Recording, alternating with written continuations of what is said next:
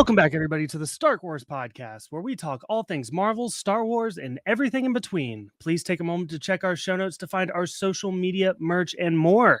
Today, we are recapping the third episode of Ahsoka, titled Time to Fly, in full spoiler details. So if you haven't seen the episode, I would get out of here.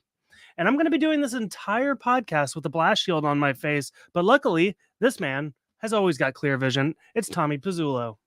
The boys are back, baby.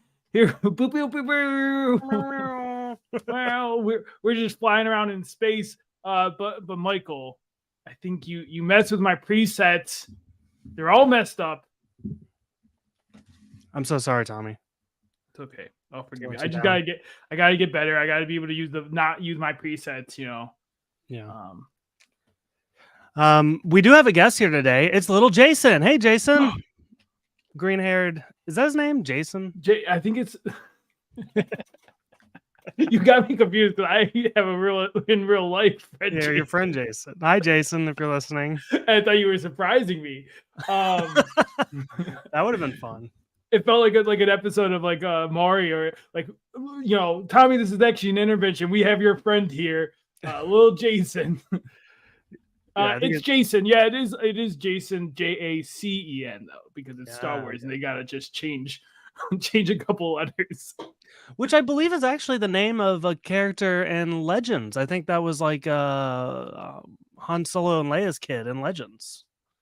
But you think they just took one child and put them in another? Do you think it was one of those crazy Star Wars hospital switcheroos where where Hera was in labor and they just switcherooed the kids? Oops, this is actually Luke's kid. Why does Leia's kid have green hair? I mean, yeah. I think we've nailed it. I think we figured out their secret this whole time. All right, Tommy. I'm going to throw it to you. Episode 3 of Ahsoka. What did you think? I thought it was great. I thought it was fun. Like, I don't think it's gonna rock anyone's socks. Like, I don't think there's so my jaw wasn't on the floor, but I don't think every episode needs to be. I think like sometimes in other Marvel properties I've been like, this episode, what was it here for? But this felt like there is points to the episode. You get the character development, you really see the relationship between Ahsoka and Sabine more. And I think like I've heard some hate, and I think you're looking at it too one-dimensional for the people that are hating on this episode. I think on a binge is going to really like transition and create a really fluid story when it's all together. And let's just wait. Let's hold off. We're stuck in space floating for a little bit. Let's get the machine going, and then we can go. Yeah, no, I totally agree. It was the best way I can put it was this perfect union of old school and new school Star Wars, right? We have so many callbacks to A New Hope in this episode, and that's always like a warm and fuzzy you get whenever they're able to do something like that. But also we're like trying new things too. Ahsoka fights starships in space? What's going on? Very cool. And listen, if this episode wasn't your thing, go back to a time when we had to watch the Book of Star Wars. And then you'll appreciate this episode probably 10 times more. We've been at the lows, Tommy, and we're here now. And we've seen it all. Maybe that's why I'm so giddy. Like this, even if this is like bare, like a B, I'll take a B. I'll take a B any day, Michael. B plus. Like I will. I'm okay with this. Like you're saying, it's the perfect meld. It felt like Rebels, but it felt new. It feels fresh, and I think that's what I'm enjoying about this. Yeah. I want to get your opinion on this though, because it seems to be a large topic and like the Star Wars fandom or TV fandom in general. A lot of people have issues with how connected to Rebels this is, and like I know you and I, big Rebels fans here, I think we can easily tell them to go suck it. But where do you fall on this? Like, is it a little weird that this is like a straight sequel of Rebels? I don't think it's an issue. I think it didn't have to be an issue. I think it is because I think the marketing didn't sell it as a Rebels thing. And I think people feel like they got the wool pulled under thinking this was an Ahsoka thing. And it is, but it does feel like you have to do your homework and you have to watch Rebels a little bit. And I can understand why some people are frustrated with that. I think if they came out of the gate and right from the beginning said, hey, this is a Rebels sequel.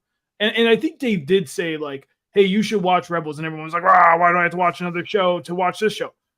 That literally happens all the time. There is so like the people that complain about that. There are so many shows that are spinoffs that you have to be like, well, you can watch it, but like honestly, you should watch the thing that came before. It'd be like watching Fuller. I think I said this last week. It'd be like watching Fuller House and not watching Full House and being like, huh, I really hate these plots that I don't understand because I never watched Full House. Like, Well, I don't know what to tell you.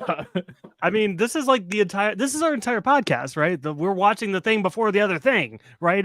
We're Marvel. That is all of Marvel. You can't just hop into Marvel anymore. That's not how it Yeah. works.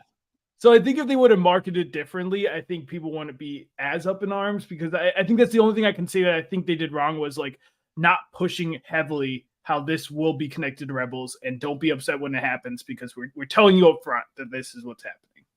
Yeah, absolutely. So, let's dive into this freaking episode, Tommy. And we open here on a very interesting training scene between Ahsoka and Sabine. And there's a lot going on here. She's training with Hu Yang.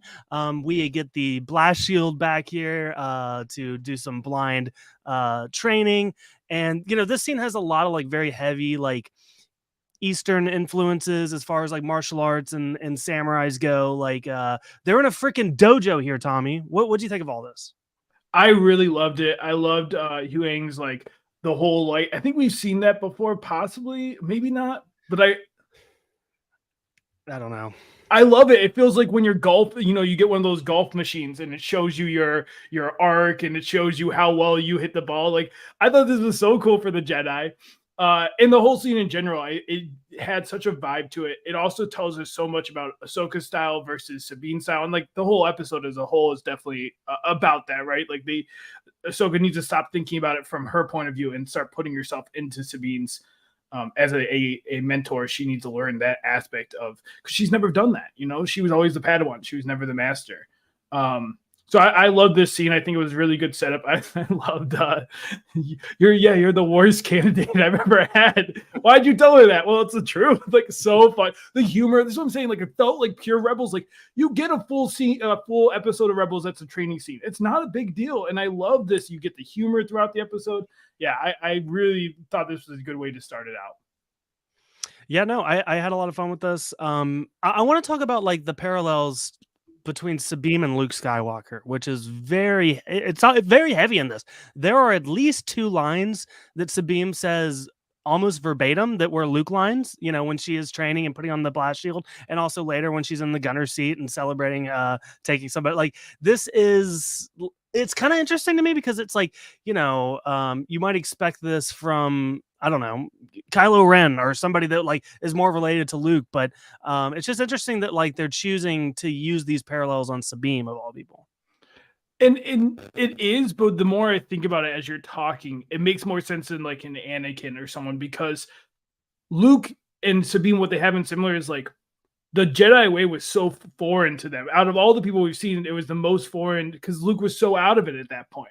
And the Jedi were dead. It was a new thing. And I feel like that's kind of from Sabine's point of view, as opposed to Anakin lived around it. As much as like, yes, he wasn't a part of it exactly. It still was something that he knew. There were stories. He saw them. I think like that's the comparison. And I like that the show's kind of pushing into that a little bit.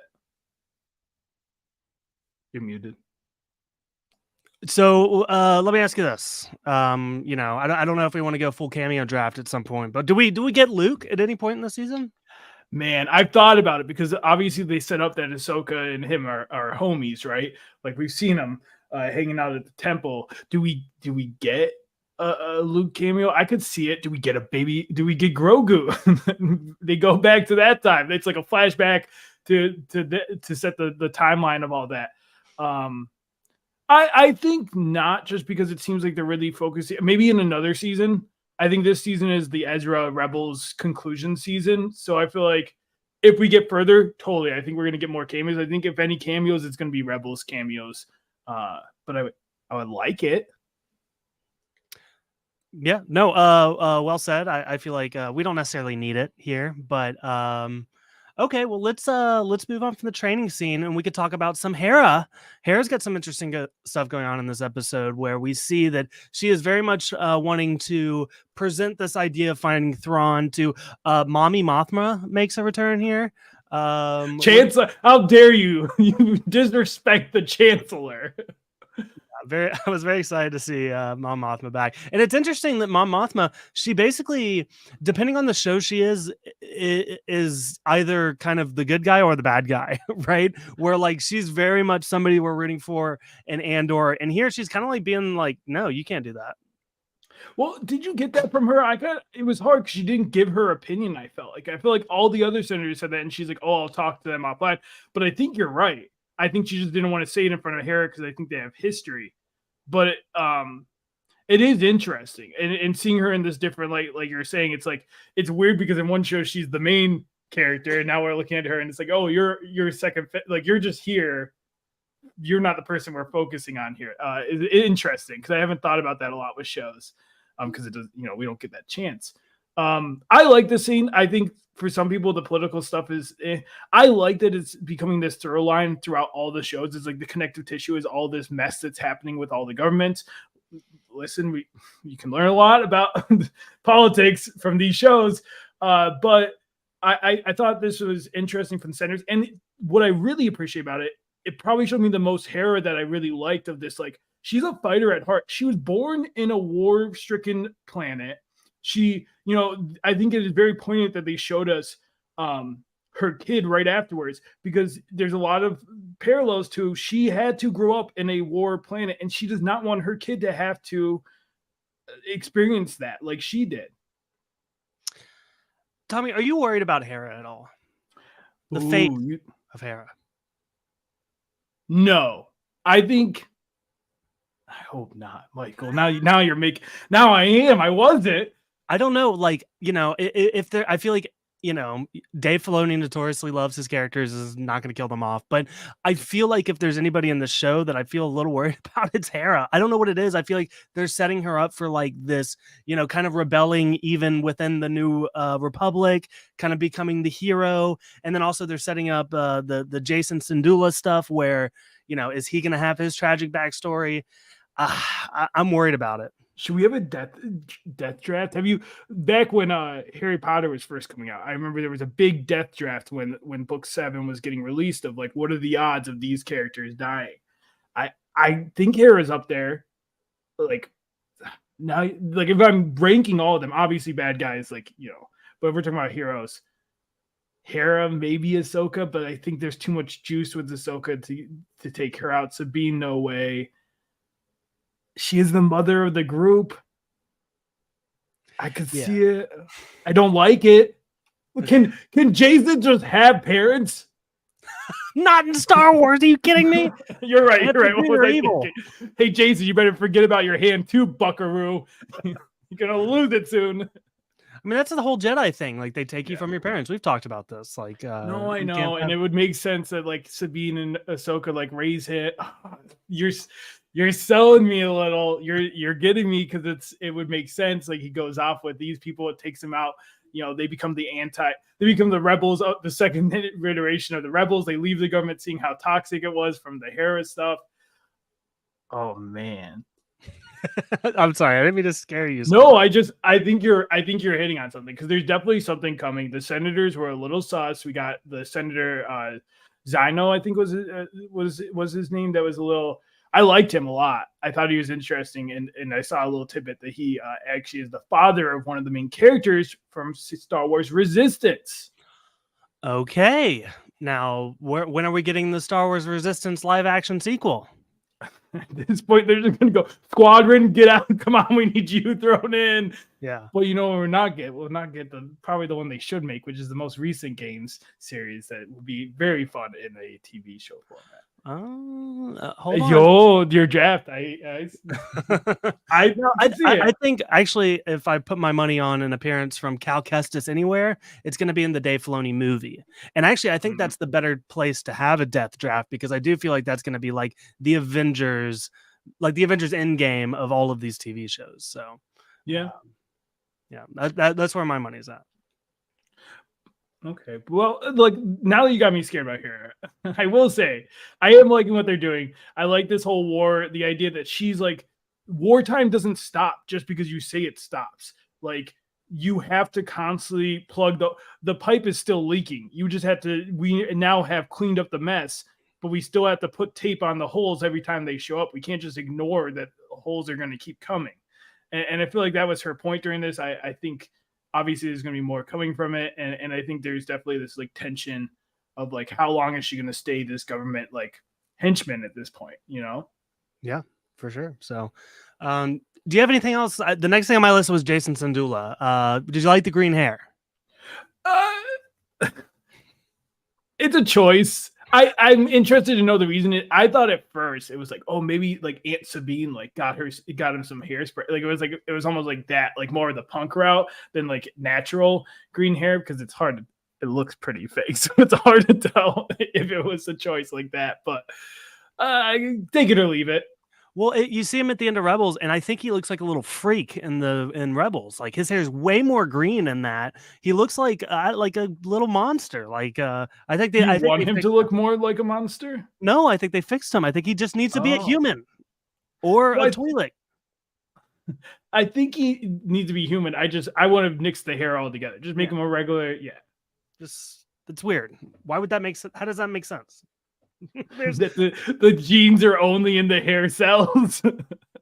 That all the DNA from her side went right into the hair just cells. right on the scalp, baby. Okay, so let's move on to the space dogfight that we get. Again, I'd mentioned I got like big A New Hope vibes from this scene as well. A lot of cool stuff going on here. Hu Yang trying to like download information that kind of adds some tension to everything. And then we get Sabine in the gunner seat. Meanwhile, yeah. What do you think? Listen, I give Star Wars a lot of crap, but one thing I feel like that even on shows like Book of Star Wars, that notoriously I'm a huge fan of, I'm a huge hater of. They are elevating their fight scenes and they're elevating their space battles and everything they've done. I've never seen them like redo like moves, redo like moments, and that's hard. They've made a lot of fight scenes at this point in the Star Wars. You know, if they repeat stuff, it's an homage. I thought this was so creative. I thought this was I was in it. I know like maybe some people were bored by it. I thought it was very fascinating when they were stuck in space. I'm like, oh man, like Sabine, you got to stop looking around. Like fix this machine. Like stop it.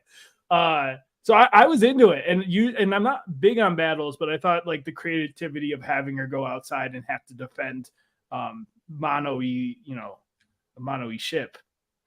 It's fun. Yeah, there's a lot of stuff I loved here. I love this. This actually gave me a bit of like some a Force Awaken vibes when they first get the Millennium Falcon and the gunner seat gets stuck in position. So Ray has to like flip the ship around in order to help him aim, and we kind of got some of that here, where Ahsoka is like whipping the ship, and then like she's like more spraying and praying and like happening to hit them based on how Ahsoka moved the ship. So like the teamwork there was unmatched. Hu Yang was great. Okay, Tommy, I love the sound clips. Hu Yang is a sound clip machine. I think we might have to have a droid draft at some point, and I really think he's skyrocketing up the ranks for me. Yeah. It was really hard for me to come up with one voice clip for him this week, but this is what I got. On the object, no. However, I have several thoughts on everything else going on. He's just so sassy. It's great. It was the scan complete shut down. I'm with you. Like I loved all this, and I love the little like. But again, this is why I like this episode. Is there's little character moments. I like the moment where Ahsoka stopped trying to tell Sabine what she needs and ask for once, being like, "What do you need right now? Like, what is going to help you get this job done?" Instead of me telling you what you need to do to get it done, you tell me, and I'll help you as your team.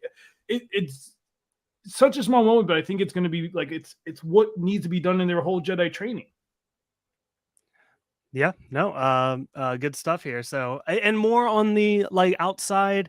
This was crazy. What did you? Okay, let's start here. The suit fit check on Ahsoka. What did you think?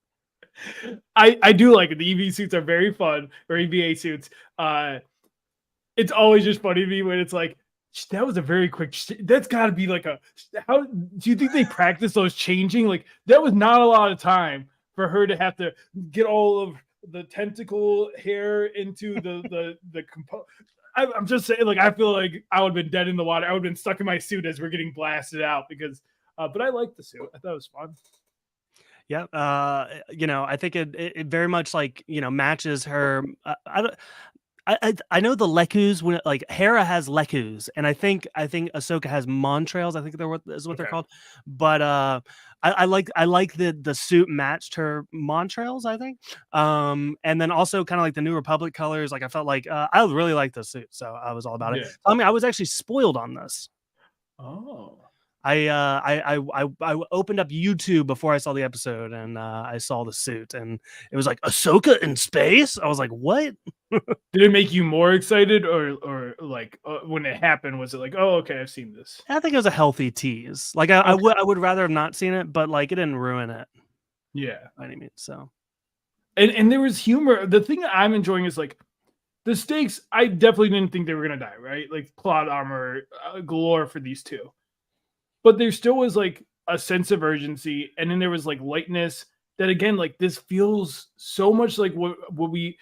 It feels like they need to learn from this show, and not just because it's a Rebels sequel, but like learn from it. And I keep pushing on these points because I'm so satisfied with what they're doing. Of like, it can be goofy, it can be dramatic, it can be all these things. That's what Rebels did so well. It was a melting pot of. It was very dark sometimes, and yet very light at other times. And I feel like they need to do that with Star Wars. That Star Wars is dark, it's aggressive, but it also has its moments of levity. And this moment where she was floating in space and was like, "Yeah, come pick me up now." Like it's Ahsoka funny. Like that is something that I could see her saying. I thought it worked for me. Yeah, really, really thought this was a tight episode. yeah, and Tommy, my complaints about Ahsoka being too weak, I feel like that is not like she was killing it this Can you fight in space, Michael? No, I can't. I wouldn't even if the Earth was exploding, I wouldn't go to space. I would stay on the Earth. Yeah, I like being on Earth, no matter what. I agree. I think if I had to choose deep sea or space, I'm choosing space though. Deep sea, not it's less. It is less mapped out. It is less searched than space, and that terrifies me. Okay. Yeah, that's an Ocean Gate. So there's Yeah, that. I mean, yeah, that didn't help my ocean fears. Okay. We also get the return of the Purgils here. Our little space whale hyperspace buddies are here.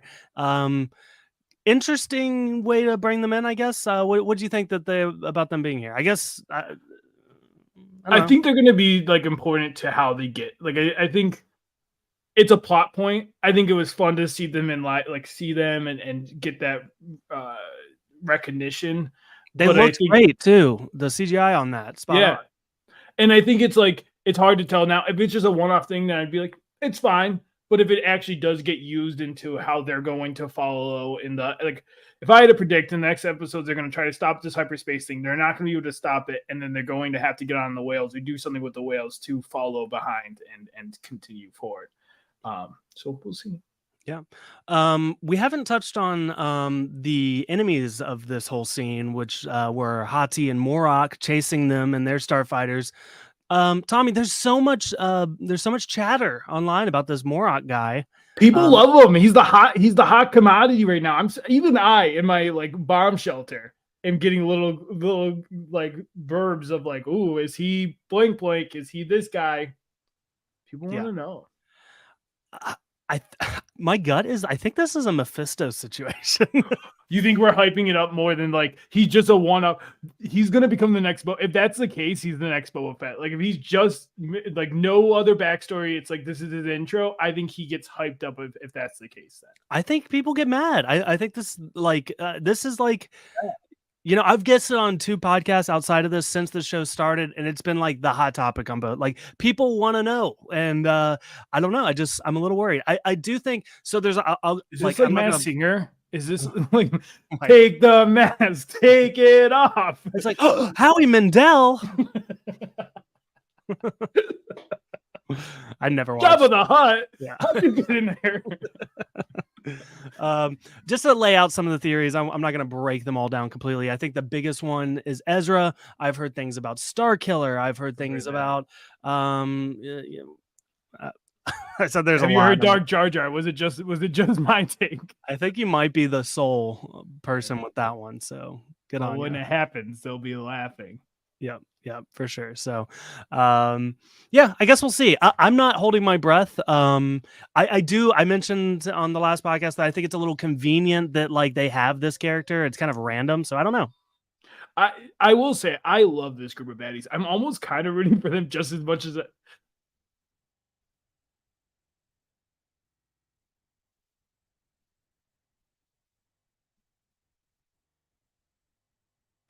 Sorry. No, you're good. You're totally good.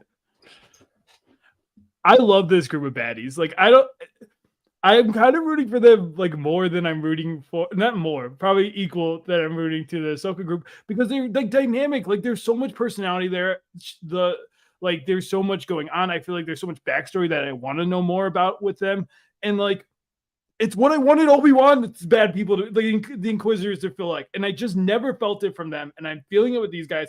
I'm so excited for Bats. I think he's such a good like villain. I love his kind of like Jedi, but the right way. There's a lot going on with them, and I think this showed.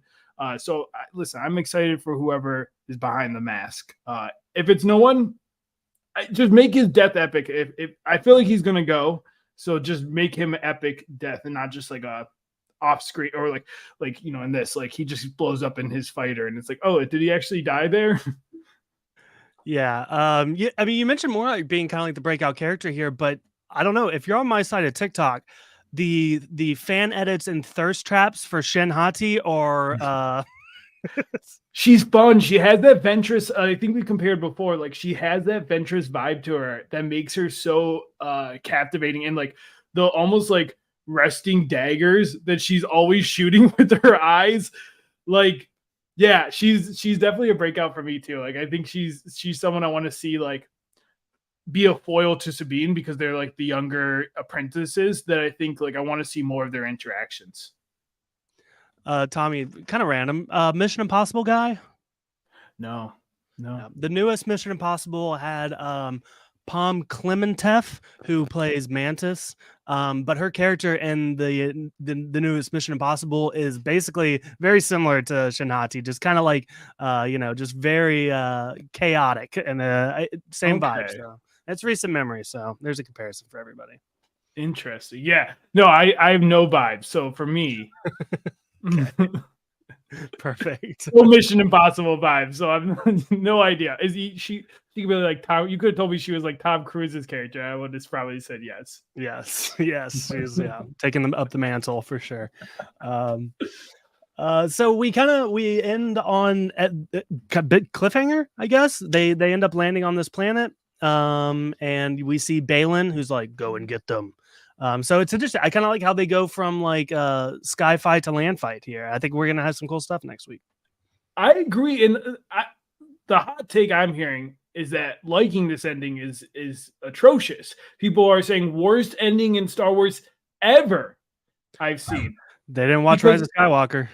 Well, and this is my thing. Like, I think it's because it's a shorter episode. They're like, well, you could have fit in another fight. But like, there's so much TV that ends on a cliffhanger. Game of Thrones loved to notoriously show the bad guy, and then the fight starts in the next episodes. You get more time with the fight. Why are we complaining about him looking for Boning, being like, we got to go after them? We got their moment. Let it be 2 separate episodes. I thought that was perfectly fine, and it didn't leave me being upset that I didn't get more. I don't know. Yeah, and it's also like a transition in the fight. Like I said, we're going from sky to land here. They land, and they're setting us up for this was the sky episode. Now we're getting the land episode, and like I don't know, it seems like a natural transition to me. I guess I don't know if this is a fair comparison, but what about the cliffhanger? Actually, I think I was gonna say Across the Spider-Verse type cliffhanger, but I think that one might be worse. But yeah, I like that one. I think I am on. Yeah, that one I always see other people, and I just politely like. It's like when you walking down the street and you go to the other sidewalk without saying anything to the person. You're like, I need to avoid the subject because I'm on the opposite side of a lot of people with with that one. It's a bad comparison because we're not there. But maybe what is it? Are we too patient? Maybe we're just like too like rebels. Like I think if this was, I do think I will give a little kibosh to us. I do think that this was another show that we're not excited for. If this was Book of Star Wars, I would have hated this. I would have been so upset ending of an epic fight. But I think they didn't need it. I think that's the thing, is like the show didn't warrant it because it was a good episode without the fight. If I needed the fight, then I can see being upset. But we got Ahsoka in space. Do we need her now fighting another battle? It feels like it then takes away from the battle we just watched. Yep, I'm with you. This was cool. So yeah, eat it, Star Wars fans. Yeah, no, Michael, they're gonna hate us now. Whatever. Oh, we're the bad boys of Star Wars podcasting. People are gonna. That's the thing about being a Star Wars fan. Somebody's going to hate you for your opinion. Yeah, should we just go all in? Should we just be that podcast where it's like, come at us, give us your hot takes, we'll counter all your hot takes, and make you, yeah. Tommy, it's not the worst idea. I mean, I feel like, to really bounce off, you need some sort of gimmick, and if we're just like, like maybe like this is gonna be a horrible comparison, but like the Andrew Tate of the Star Wars fandom. Like controversial, like and blows up because of that. Like I think maybe that's where we need to be. Yeah, just like listen, just less sexist. Yes, of course. 100%. Tommy, is this the most feminist Star Wars show? I think so, and I'm really enjoying it. Who are the men? There's no men in this show. Balin. Yeah, the bad guy. Yeah. And the Senators, who are also bad. We're also, man. I think that's the lesson we're supposed to take away from this. Just let women run everything. It would probably be better. Yeah. No, I really build a giant hyperspace ring and fight each other. I don't know.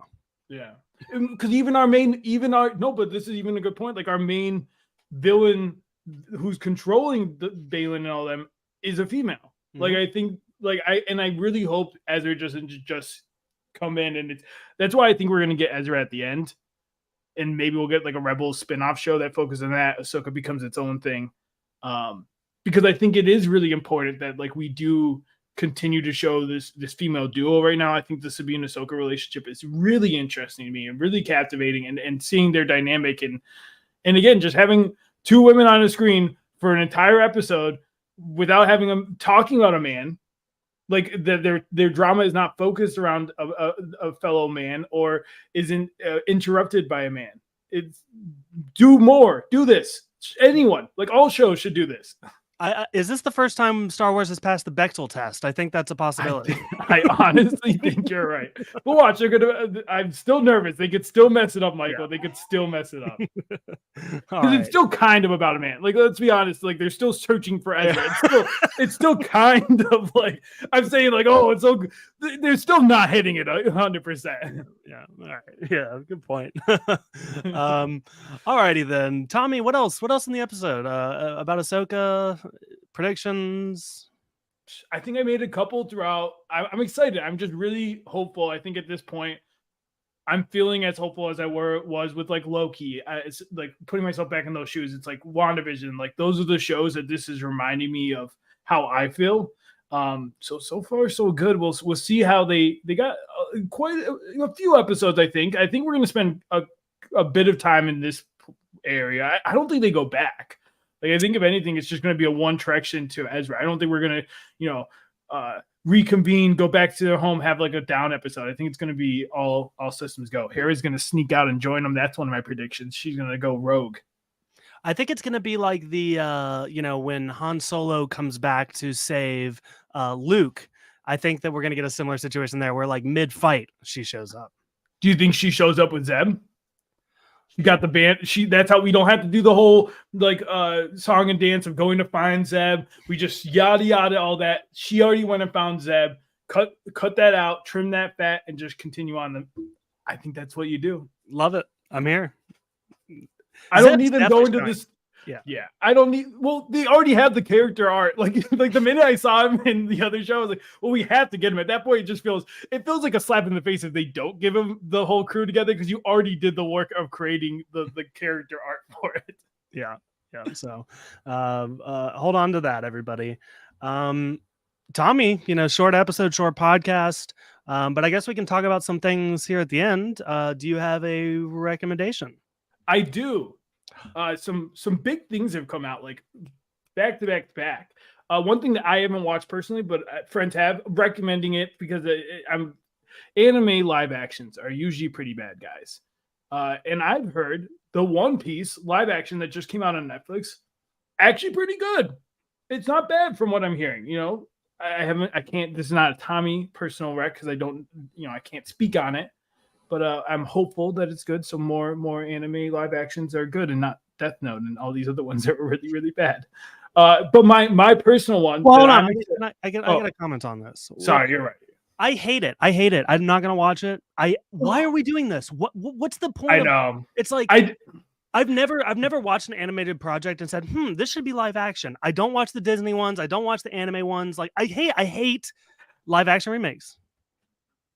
I agree with the remake. I think is Ahsoka not a live action adaptation of? It's a sequel. But that's what One Piece is a remake, and I do agree with you. It's like tell a new story with it if you're gonna do it. But listen, if they're gonna do it, if I approve it or not, Michael. So I'd rather I'm putting on my disguise. I'm going into the forces because if you can't beat them, join them. And at this point, I'll take good. If they're gonna make it, I want good live action remakes and not bad ones. Yeah, you very successfully countered my point by pointing out that I was being hypocritical. But it's okay. No, but your point still stands. Like they are.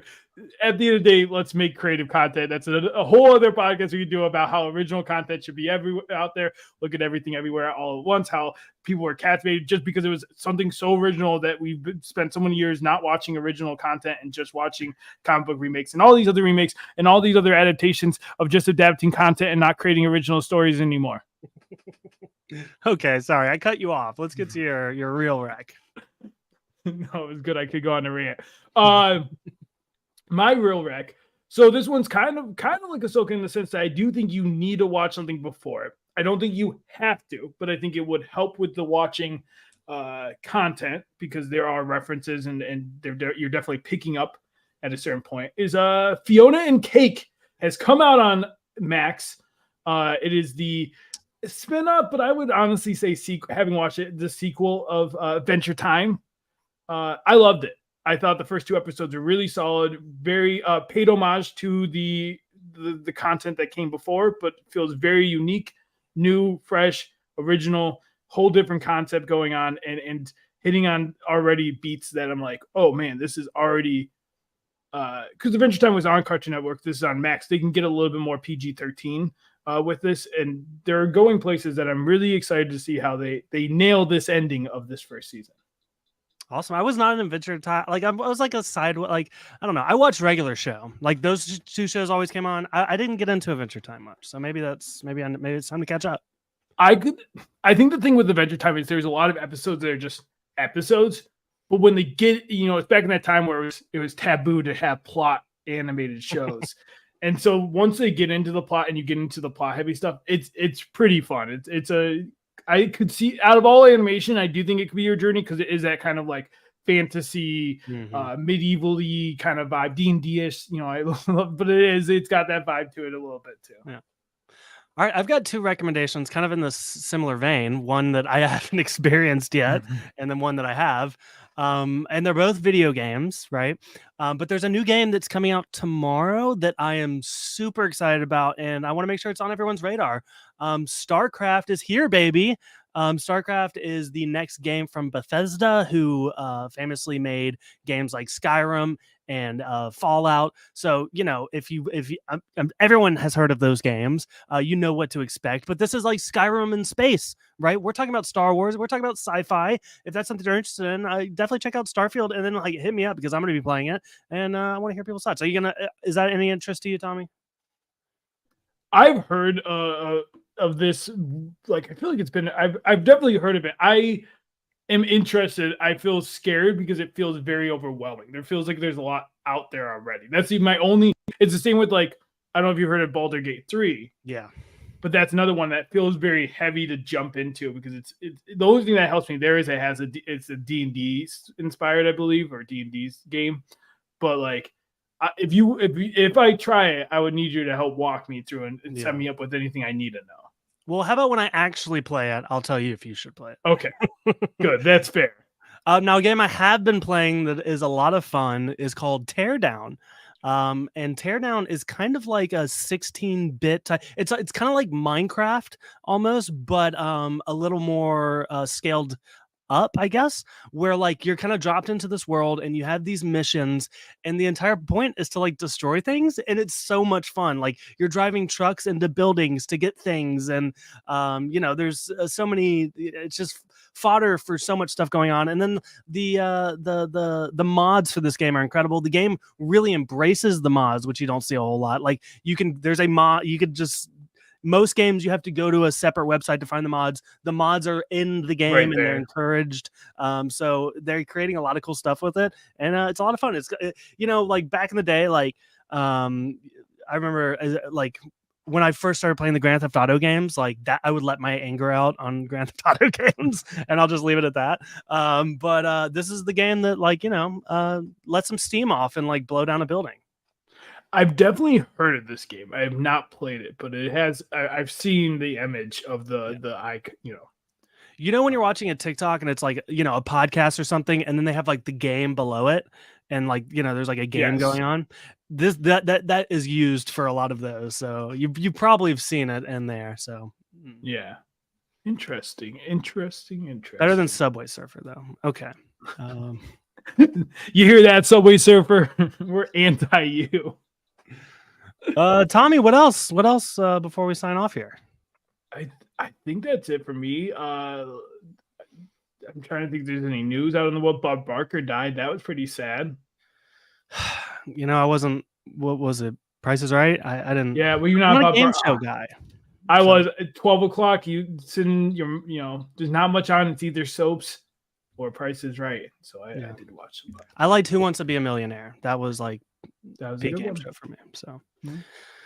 All right, Tommy. Well, I will close us out here. I like to remind everyone to rate and review us on iTunes and Spotify, preferably 5 stars. Also, please subscribe because we're going to be here every single week with Ahsoka coverage. Follow us on Instagram and Twitter at Stark Wars Pod. And we also have a Discord community going on. So if that's something you're interested in, you can hit us up and we will get you in there. But that is all we got for you guys. Thank you so much for listening, and we will see you next time. Bye. Hey, it's just you and me here. Just want to say hi and appreciate you watching the podcast. And this is the time that I usually do some shenanigans and say bye in some sort of form of way. And people sometimes appreciate it. I've actually gotten no feedback on the bye, but this is the time where I say